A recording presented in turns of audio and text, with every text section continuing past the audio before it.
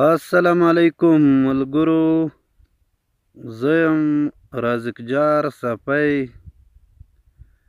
ملګرو، له تاسو سره نن یو څو خبرې شریکول غواړم چې لنډې به یې وکم او تاسو به پوه شئ زما په خبرو باندې.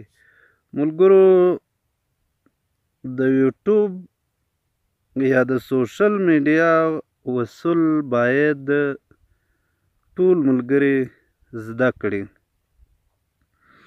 تېره ورځ غازي نادان یو تصویر د یو چا پورته کړی و. هغه تصویر چې هغه کوم چا په غلطي اخیستی و، نو بیا دا مخلوق ورپسې و، دا بیا ایډیټ کوی، یعنی په رنګ به دغه سړی ځورولو. د غازي نادان له قوله چې دا ډېر قابل انسان و.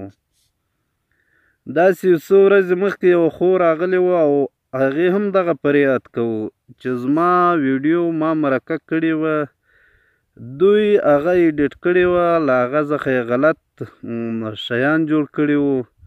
نو دا ډېر لویدلی عمل دی. دا که چیرې په نوره نړۍ کې دنیا ته موږ ورښکاره کړو نو به موږ وشرمېږو. موږ باید پر دې ازادي هغه شی ونه کړو چې ضرر رسېږي. مثلا تېره ورځ وارو او په وارو کې یو 3 کسه په اوبو کې لمبېدل، نو دا ټول فیسبوک ورته درېدلی و چې هغه تصویران یې راخیستل او هغو ته یې رنګ په رنګ ښکنځلې کولې.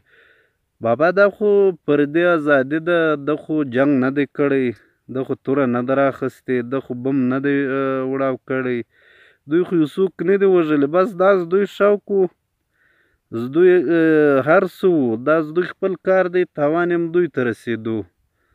همداسې په فیسبوک کې، په یوټیوب کې ډېر خلک دي چې هغو نامنیښو داسې موضوعګانې راخیستې وي چې هسې د پښتنو وخت ورضایع کوي، د هغو سوچ له اصله شي اړوي. نو زما له تاسو څخه خواست دی چې داسې ویډیوګانې مه ګورئ، داسې ویډیوګانې مه سبسکرایب کوئ، داسې ویډیوګانې مه لایک کوئ، ځکه چې موږ باید له یوټیوبه، له فیسبوکه، له سوشل ټولې میډیا څخه موږ باید مثبته فایده واخلو. نو زه هیله لرم چې د یوټیوب او د سوشل میډیا دغه چې کوم اصول دي دا په پام کې وساتئ، د چا د ځورېدو سبب مه جوړېږئ.